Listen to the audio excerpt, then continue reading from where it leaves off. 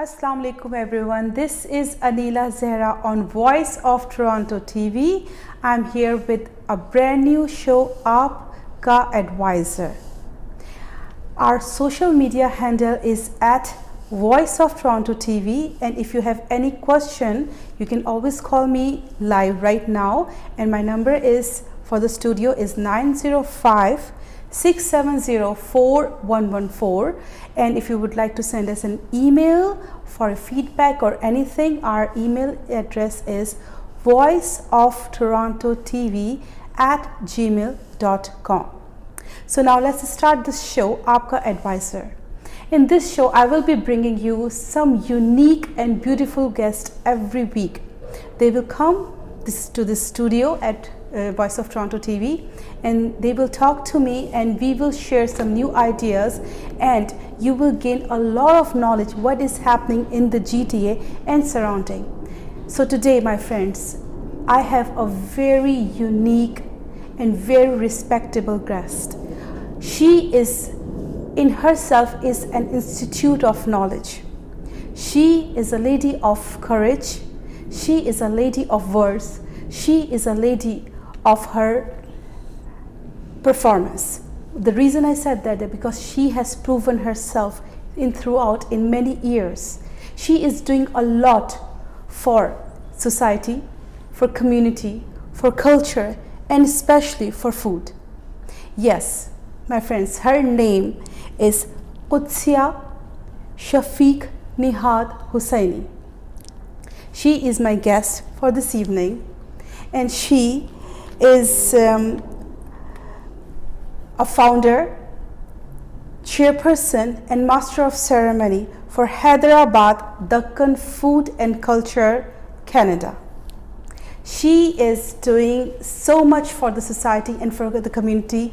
She is a resident of Durham region, and she has come all the way from Scarborough to our studio in Mississauga to meet us, and she will share a lot of her success stories, and she will talk to us about her upcoming event that is happening on December 16th.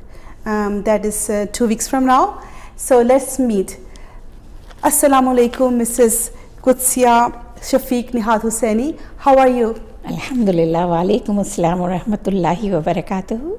Peace be upon you all. Thank you very much. Thank you so much for coming from Scarborough, all the way from Scarborough to our studio and sharing your ideas with us. So I would like to know what, so before we get into this event that is happening on December 16th, I would like to know a little bit more about yourself. How did your journey started in Canada? Okay, my name is Qudsia Shafiq Nehad Hussaini, as you mentioned, and I am from Hyderabad, Deccan, and I arrived in Canada in 1974. Wow. I think that was the time that, at that time, there were not too many Indian and Pakistani were coming to Canada. No, not and it was not so much many, cold. I heard about that yes. time. Yeah. Not many, yes. Yes. It's been almost 46 years. Alhamdulillah. Alhamdulillah. So you have been here for so many years. Yes. And your journey is so beautiful and so full of experiences. Alhamdulillah, it's all due to Allah subhanahu wa ta'ala, my parents, my siblings, and you all in the community and everybody. Thank you very much. So ma'am, tell my viewers and whoever is watching us and will be watching us later on YouTube and on satellite TV, that how was the experience in coming to Canada in 1974?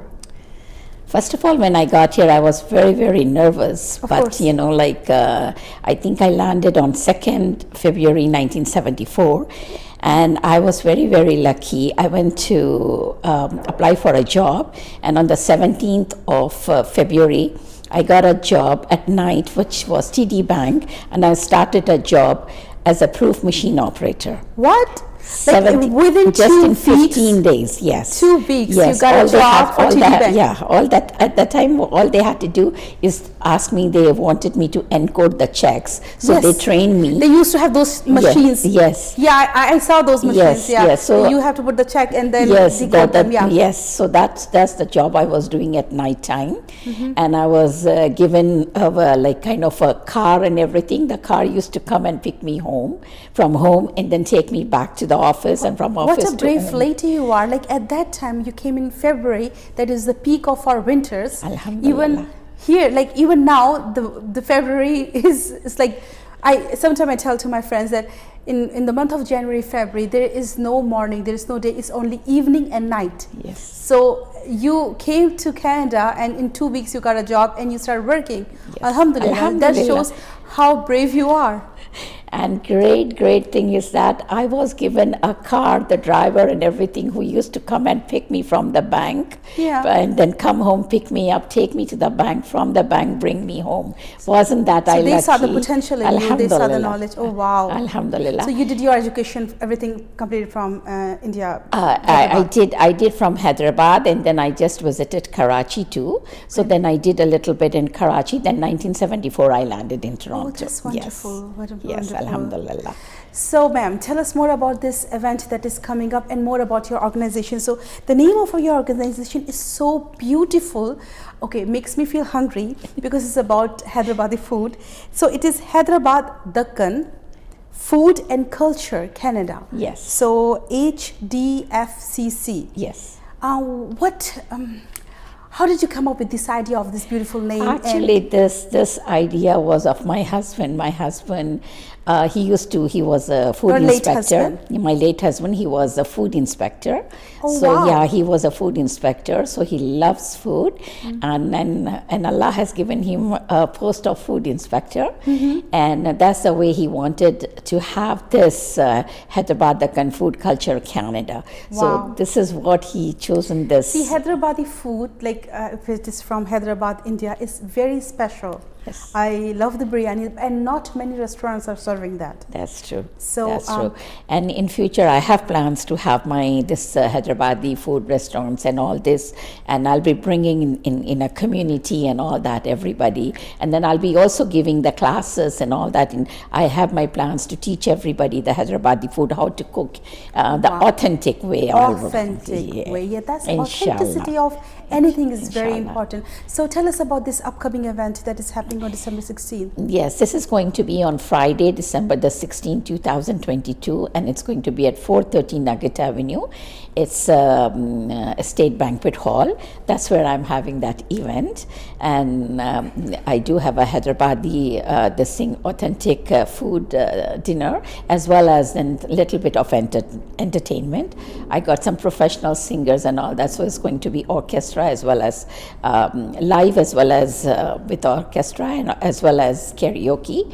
So this is, I have chosen for the isolated people, the one who are living at home. They are so lonely, they are so depressed. I want them to be out of their house. I want them to enjoy the different culture, the different food, and then, different atmosphere, enjoy the music and everything, They are really isolated. I have seen them. And it's not even that in my event, disabled people also comes on wheelchair. Wow. And all that. They love so much. Every time they ask me, Sister Quds, when are you having your event? When are you having your event? We love your event. So Alhamdulillah, I feel proud of that these people are enjoying the event. They're enjoying coming out of their house. So basically, this event is to bring out those people who do not have the opportunity to go out for entertainment and attend lots of community events. So exactly. You are targeting that community, and yes. everybody else. You're providing them a platform, so they will be coming and learning a lot about Hyderabadi culture and everything. And then it's for everybody, not just for Hyderabadis. It's all around the world people, because they don't know what Hyderabadi culture is and all that. And I want to make them aware and all that. Even myself, I admire Hyderabadi food, but when it comes, and I understand the language too. Of course, it is Urdu, a little different. Yes. There is a slight difference in when somebody speaks Hyderabadi, we understand, because they say at the end of the sentence, they say a little differently, that you easily catch. Exactly. So what opportunity the attendees will have at the event that to learn about the Hyderabadi culture? Oh, they will see, they will mix there, they will see all the culture, they will see I'll be talking over there, I'll be letting them know, and I will tell them what I am doing for all the whole community, how I'm helping the hospitals, how I'm helping the massages, the disabled people, the homeless people, the food bank, all people who really need money and all that. So my aim is straight charity events to help out all kinds of communities. Oh, well, very nice. So what you are doing in this event is basically you want to do this event to promote, first of all, you want to have a platform where people can come out and have some good time. Yes. So they will be having nice Hyderabadi food. Yes. They will have the opportunity to eat that and taste the difference. Yes. And also, what else you are offering them is the idea what the Hyderabadi culture is. And the third that you just mentioned, that the charity, that whatever you will be collecting is going to the charity. Exactly. Okay. As you just earlier, before the beginning of the show, you told me that you are the sole organizer of this whole thing.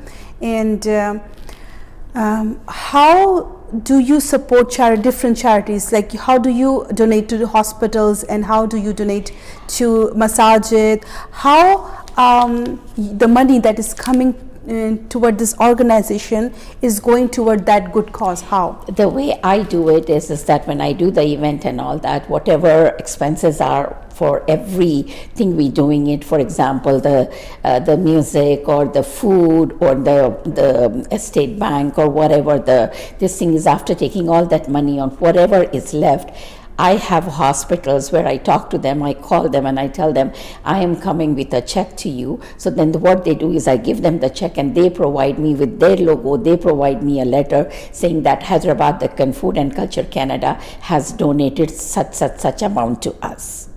That's what I do. The same thing I do to masajids, and I get the receipts and everything from them, is saying that, they got this money from this organization. And I've helped homeless people. I go and give them the comforters. I go and give them the food on this thing.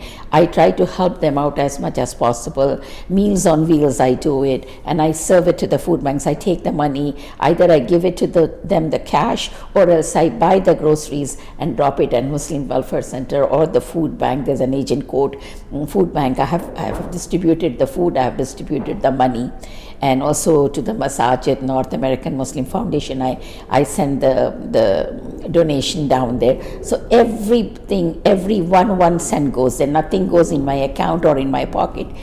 Every black and white thing that sent money goes to the charity. Yes, I can see that, because you are doing this. You told me earlier before the show when we were talking that it was your husband's dream. Yes, it was and I'm fulfilling his legacy and all that. By the last breath of mine, I'll do my best to do this, continue. And I'm also training other people too. After I go, they carry on for this legacy and all that, and I hope somebody would do it, inshallah. Inshallah. So, ma'am, you don't have children? I don't have any children. I had 5 months baby. I lost it. After that, I had cancer, ovarian cancer, so I couldn't have children. So all your love is for the community? All my love is for the community. So anything that you have belongs to the community. You want to give to the community. So after talking to you, I feel that you are very close to Allah subhanahu wa ta'ala. You believe in ibadat. You believe in oneness of Allah subhanahu wa ta'ala. You believe in the teachings of Prophet Muhammad sallallahu alaihi wasallam.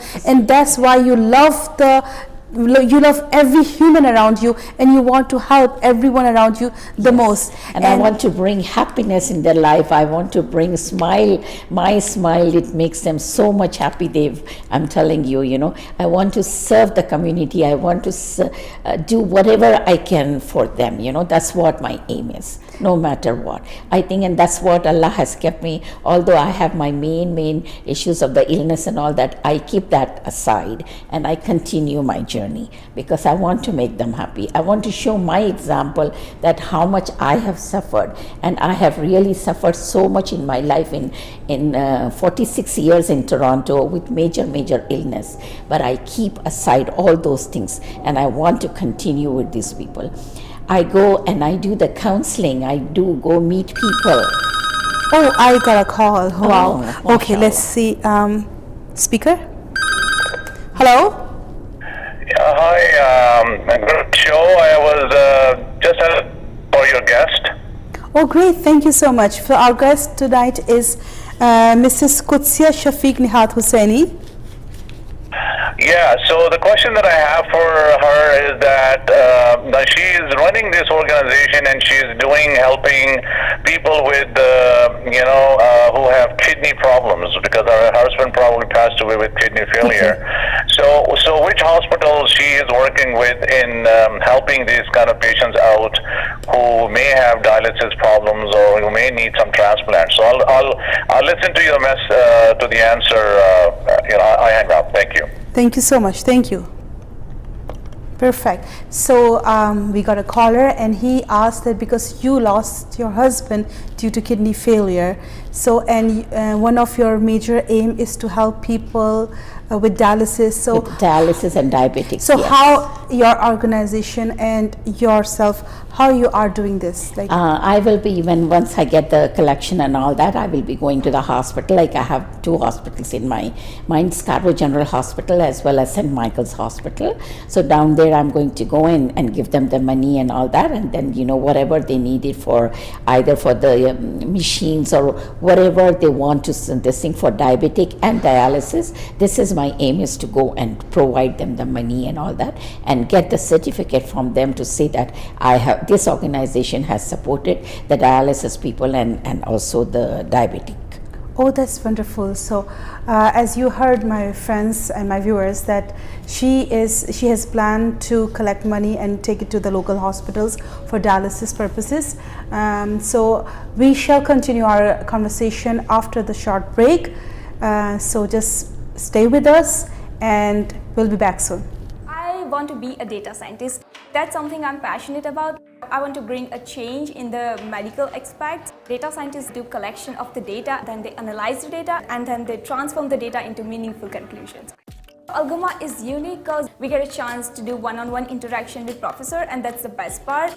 The need of computer science graduate is huge. Nowadays, the industry demand is changing every day, and Algoma is adaptable. Algoma is changing its course content, changing the degree programs, and giving several certificate courses that the industry is actually looking for.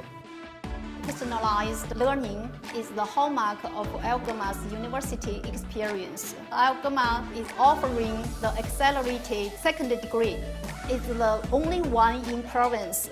Algoma not only just give us an in-campus experience and skill set, but they also help us develop how to present ourselves in real world.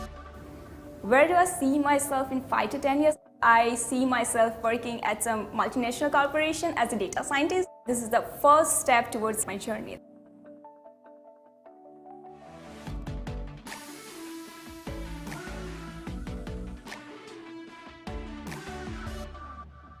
Still living in a box? Now you don't have to. It's time to break free. Don't believe me? Have a look. Live in the new realm of luxury with Gems by Danube, presenting spacious apartments with exquisitely crafted interiors and your own very private pool and a host of 30 amenities that make this property a gem of its kind. Not sure what to expect? Here you go. Love working out? Then you surely expect a fully equipped gymnasium. But how about an open-air gym to break the monotony? A swimming pool is predictable. We bring to you an anti-current pool to burn double the calories in half the time. Ah yes, we have an aqua gym that gives working out a whole new spin. Love a heady rush of adrenaline? Get ready to bat, bowl and field on a cricket pitch within the property. Bowled over? Wait. You've got to score that goal on your very own football field. And there's always paddle tennis, basketball, snooker table, mini golf, table tennis and a jogging track to switch things up for days when you want to unwind. Soak in a jacuzzi, blow off some steam in a sauna, experience tranquility with an open-air yoga platform or step into a relaxing spa session. Oh, did I mention you'll also have access to a beauty salon for all your needs front with expansive greens and manicured gardens. Your days will start and end with panoramic. Is believing. Now that you have seen what GEMS has to offer? What are you waiting for? This is Gems by Danube. Book now. Welcome back, my friends. This is Aneela Zehara on Voice of Toronto TV with your program Aapka Advisor. Our social media handle is at Voice of Toronto TV, and our phone number, if you would like to call us live at the show, 905-670-4114 for your feedback and anything that you would like to contact us with. For our number is our email address is Voice of Toronto TV. So we are going to continue with our show with Mrs. Qudsia Shafiq Nehad Hussaini. Before we went on the break, we were talking about how she is supporting dialysis patients. So, ma'am, would you like to tell us more? As before you mentioned that there are two hospitals you are working with currently, St. Michael Hospital and Scarborough Grace Hospital. That's last time also I supported these two hospitals, so I have the same aim to do it. But if anybody has better ideas, better option, better place to let me know, please by all means they can call me at 647-859-4352 and they can give let me know like who are the best other people that can get supported if they need. Great. So in the show you also mentioned when we were talking that you not only just support hospitals, you also support homeless people. Now the winters are approaching and we are already in the winter. Like today was one of very cold day. It was windy, it was hailing, it was snowing, like anything you can imagine was coming down. So this is the time when homeless people suffers the most. And people who are living in the comfort of their homes, warmth of their houses, sometimes they feel that they would like to help the homeless people. So how can a common person can support a homeless person? Would you like to share your experience with us? Yes, I have called a few police stations and all that to find out if anybody can get back to me and let me know who are the homeless people. If they have any organizations, if they need my help or anything, they should contact me and I'll be able to help out. It will be my pleasure to help them out, and they are in need of sometimes like in previous years I did give some people on the Young Street and all that, the comforters and then the pillows kind of a thing and all the bed sheets and all that. But now I wanted somebody to contact me who is really works for the organization and they are the homeless people, and those people I want somebody authentic people that things goes to them really. That's why I want to do it with my hand, is that I feel comfort that I'm giving to those and people. how do you find them? Oh, if you go on the Young Street, there are so many people, you see them, oh my God, I tell you, there are lots and lots of people, different areas and all that.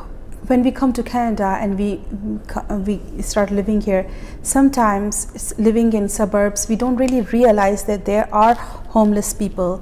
But there is poverty, there are people in need, there are people who don't even have jackets and mittens and hats. So, how, like as you said, finding them on a Young Street, is that the only spot you find them? The last time I find it, that's why I wanted to be in touch with the police, because police is very much involved with such kind of, they go and they take it to the shelters and they do things. Yes, I know, because sometimes they are addicted to some kind of substances. Yes. That is the one of the reason, or they are homeless is because they don't have any support from their homes and they have mental illnesses. I had a friend, she told me there's so many traumas people go through that make them their mental health deteriorate and they are not able to function properly. So there are shelter homes. So you provide them, do you provide support to the shelter homes too? I didn't go to the shelters home yet. That's why I wanted to know through the police, because they know, they are aware of it, they know, they go it and they are aware. And then I also wanted to find out, are there any organizations like for these people and disabled people and handicapped people or on the street people, that if they can tell me, then I would, because I want to go, the money go in an appropriate place, not to go here and there and doing something else. And as you mentioned, sometimes you don't really give them the money, you try to buy comforters, you buy like socks and hats and mittens and clothes and coats for them, so something that they can use it, right? And then they cover themselves for the winter time and all that, some mats or something like that, that they don't have to sleep on the floor. They can put it something on top so that at least they will be saved direct from the cold of this thing, earth and all that, so that must be much better. Sleeping on the footpath and all that, that's no, in this weather nobody can sleep on footpath. They will be frozen to death. This is why we need something like to give into them the comforters or the pads or something like that. They can be there, and the police department, I spoke to them, they said they are going to find out and they're going to check it and they will call me and they will let me, so I'm waiting on them. Oh, that's fine. So you work for, you collect donations and take to the hospitals. You are helping the homeless people, and you are also organizing this event on December 16th. But this is more for entertainment and for the promotion of culture and food. No, not to the promotion of culture and food, to help people out, to just for dialysis. This is a fundraising for dialysis and diabetes. So this event is a fundraising event for dialysis and diabetes. Oh, diabetic people. Yes. Okay, amazing. That's what it is. Yes. So there is a purpose behind this event. Exactly. So there are two purposes. First, to get the people out. Exactly. People who haven't been out due to COVID or whatever reason, seniors who have been not out, disabled people who haven't been out from their homes for so long. So giving them a platform where they can meet and greet with each other, they can enjoy an evening and enjoy, of course, the Hyderabadi food and the culture. And also at that night you will be raising some charities. Yes, I will do for the dialysis. For the dialysis. So if some people who are watching us right now and are unable to come to that event for some whatever reason, is it possible for them to donate to you? Yes, they could donate to me. I have a website there. It's the e-transfer thing, founder hdfcc@gmail.com, and I guarantee you their money will reach to an appropriate dialysis and diabetes sections. Inshallah. Inshallah. Okay, so any money that you will collect that night will go to this good cause. Yes, that will go after mind that after the full coverage, whatever is going to be there and left is straight away going to go for donations. So it's a great thing that people are right now listening and watching, that there is a lady within our community who is working for people who have dialysis, going through the dialysis, and who are diabetic. Diabetes is so common in our South Asian genetic. We are so prone to this disease that it is so common that it is understood that once after 40, everyone will have it. So it is so common in our, I don't know why it is so part of our genetic or our lifestyles, the way we take stress, or I don't know the reasons. There are so many reasons behind that in our community, anyone who after 40s they have and also and after COVID, people are very shortage of money. People are very much shortage of money in the hospitals. They don't have equipment, they don't have supplies and this and that, and there I want to help them out, because how much they have gone through, and this pandemic really the pandemic has affected us, so not just our physically, has on our mental health a lot, emotionally. So I thought this is the right way. I've already supported cancer before. I did the charity for cancer, I did the charity for heart and stroke. I just even about a month ago, I've sent $100 for the charity for the heart and stroke, and I got the letter from there thanking that, your organization has supported. That's very nice and all that. So for how many years you doing these type of events? This is my 6th year I've been helping them out, although my husband died in 2009, but it took me a while to accept that, his death. Yes, of course, because since you came to Canada in 1974, the only person you saw around yourself was your husband. Yes. Nobody else. If you had children, then you would be maybe surrounded by them. So his demise must have left you in a great trauma, yes. in a great depression that Yes. was hard for you to come out. Yes, I lost my child, I lost my husband, I lost some family members and all that. So that really torn me apart. And I didn't want to do anything, to be honest with you. I didn't even, for many years, I didn't even keep any furniture, anything at all. After so many years, then I bought the furniture. I had the things, I started my life. Everybody was telling me, we want our old Qudsia, not this kind of Qudsia, you know. So I have to push myself. I have to accept that my husband is no more, but he's always with me. He will always be with me, and I'll be meeting him soon, inshallah. Oh, he must be a very beautiful soul. Very, very beautiful, very one of a kind of, you know. He loved me very much. He took care of me very much, you know. And no matter what, he was a gem of a person. And he died in my hands. His last breath was in my hand. I was doing Maghrib prayers, and then, you know, he died in my hand. And he just wanted to say if he has done anything wrong with me in his life, you know, I said, no, you didn't do nothing. He wanted me. He kept saying me, put me in nursing home. I said, why am I not taking care of you? Am I not helping you out? Am I not taking good care of you? He said, no, I feel sorry for you. You do so much all these years for me. He had 10 heart attacks. What? He had 10 heart attacks. I never heard about it. I was married to him for 23 years. He had 10 heart attacks. So I accepted him like a baby, and I was with him like a baby. 24/7 I was with him. And I didn't want to give up on him. No way, you know. I never put him any home this thing or anywhere else. I said, no, I will take care.